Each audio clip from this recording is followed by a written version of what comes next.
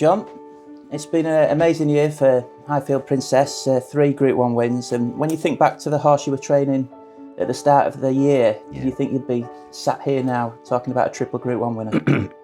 Not really. We thought after last year that she was well up to winning a Group 3 and possibly a Group 2. We thought based on her form last year. But she's, to her credit, she's improved again. Huge underdog story really, isn't it, when you think she started out rated in a handicap mark in the 50s. Yes. Has progressed and progressed. Yeah. But obviously a listed winner last year, Group 1 winner this year. What do you put that most recent improvement down to from last year to this year? She's obviously, some horses can improve a lot as they get older. I think not running it 2 helped her greatly. She wasn't up to it. She was backward. So that was a good move by her owner and the team. She's got a very good pedigree. I suppose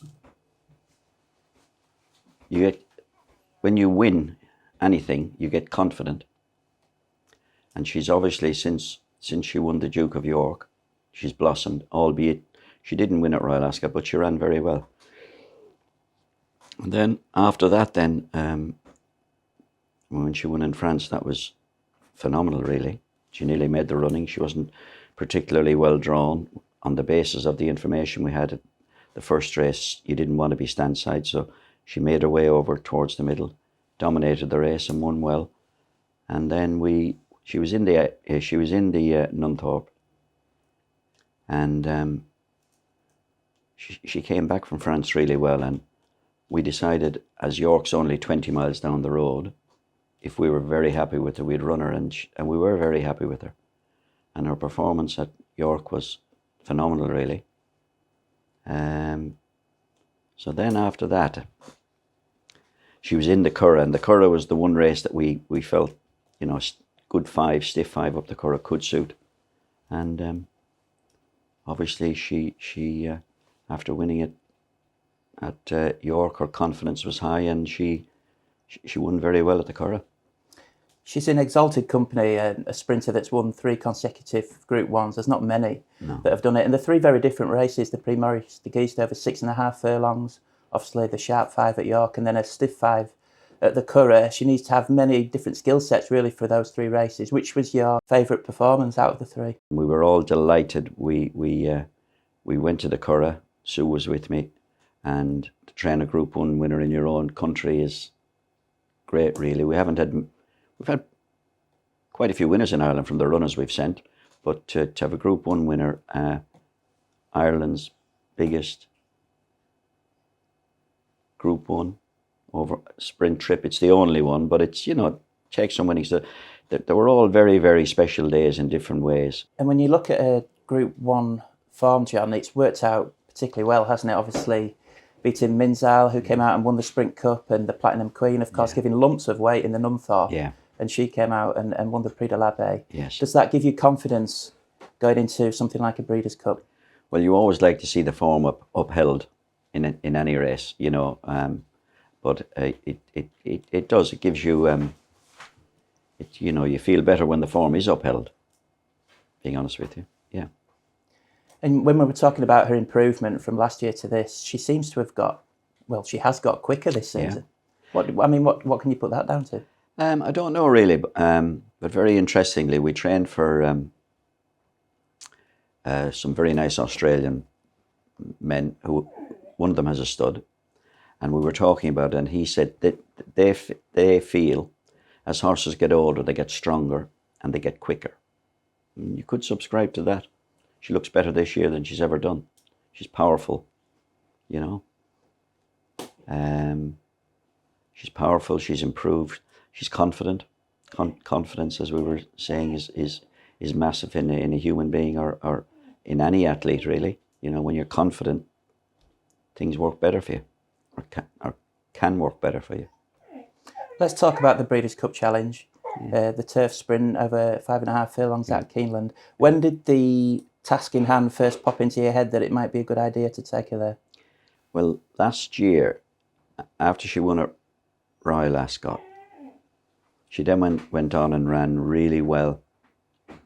She ran really well at Goodwood. She made the running, and there was a terrible strong headwind. The winner and the second followed her and beat her, but she ran really well.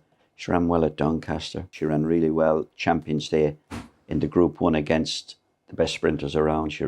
I thought, this filly's improved. So anyway, we put her away, but I remember saying to Sean in January, if this filly improves in 7, 8, 10 pounds, I would love to see her going around Keeneland, 5.5. So that's as early as the start of the year, really. Yeah. And what's your experiences of the Breeders' Cup? You took Safe Voyage over there? Took Safe Voyage, yeah. Like everyone else, I've watched them all as long as I've stayed awake. We've always wanted to have runners there. We had a good colt years ago. He was a Group 2 horse, and we were going to take him, but he just didn't get there. And then 2 years ago, Safe Voyage had a tremendous year in England. He won in Leopardstown. He won at York. He was just beaten a head and a neck in the Forest, so he was in the form of his life. We were not normally, but you can get rain in Keeneland in the fall, as they say. Mm-hmm. So we were hoping that the rain could come, but it never really worked. He got a bang that we were nursing. The ground on the day was called officially firm, so we were really on the back foot. So we had a walk on the track and spoke to his owner, and his owner said, sure, run him, He came back fine, but it just, firm ground wasn't for him. But you learn, you've seen the place, you learn, you think, if I come back here again, I might do this, I might do that, and, So hopefully that'll help with Highfield Princess, and one of her great strengths, of course, is her versatility. And so whatever the weather does, you're going to be pretty confident she's going to handle turf conditions, you would think. Yeah, I wouldn't mind a drop of rain, watching Keeneland last Saturday week. They had a Breeders' Cup trial. I was watching the sprint gold, the American horse Golden Pal, is it? The ground looked quick, but as you rightly said, she goes on all ground, but I wouldn't mind drop of rain, just to have a nice ground. Talking of Golden Pal, if he turns up with his A game and your filly turns up with hers, it could be a hell of a race. It'll be a great race. It'll be. I hope she turns up. I hope he turns up. Be a great race. They say he's the best sprinter in America, and one of the best that they've had for a long time. He looked very good when he won 2 weeks ago. What he beat, but he broke the track record. So you don't break track records if you're not skipping along. He looked visually impressive. But our mare she's taken on the best in Europe all summer and was able to cope with them. And he's a horse that can be so quick out of the gates. Highfield Princess, she's proven herself to be a similar sort of type when you look at her races in certainly the second half of this season. Yes, I mean once upon a time you maybe thought, she has to make the running, but she doesn't have to make the running. She made the running in France. She followed the filly, the 2-year-old filly in the Nunthorpe, which suited her. She was able to, and she was in the van in the Curragh all the time. Didn't make the running but she was in the van. But he's very quick. I couldn't see anything heading him early on anyway. And she must have some constitution to do what she's done already this year. How confident would you be that she can keep that form going into November, having been running in the early months of the year? Well, it's she seems well in herself, but there is an invisible line between a horse being very well and gone over the top, and it's like, and you never know until you get there. She seems well at home, but you'll see horses like, for instance, on Saturday, Baid, wonderful racehorse. The word unbeatable when it comes to a horse race. I'd rather leave it to one side, To answer your question, she seems very well, but as you say, she's had a she's had a fair campaign. I hope we purposely gave her a break after Royal Ascot and didn't go to Newmarket in July.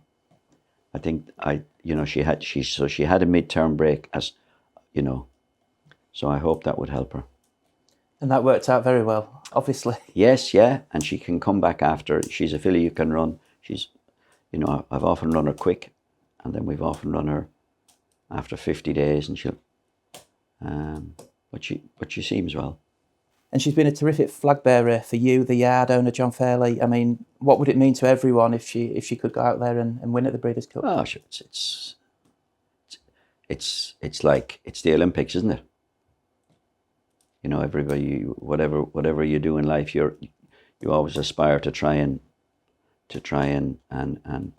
you know, in horse racing as a trainer, you'd hope one day you might be lucky enough to have a horse to run the Breeders' Cup. I've been training a long time, and I've had 2 runners, so I'm delighted this filly has come along. I hope she gets there, and when she gets in the gate, my job's done. Not my job, our job, because I have a great team of people here working with me. And when she's in the gate, then, you know, if she were to win, it would be a pipe dream, but we'll take it as it comes. We'll do our best, prepare to the best of our ability. And then after that, it's in the lap of the gods.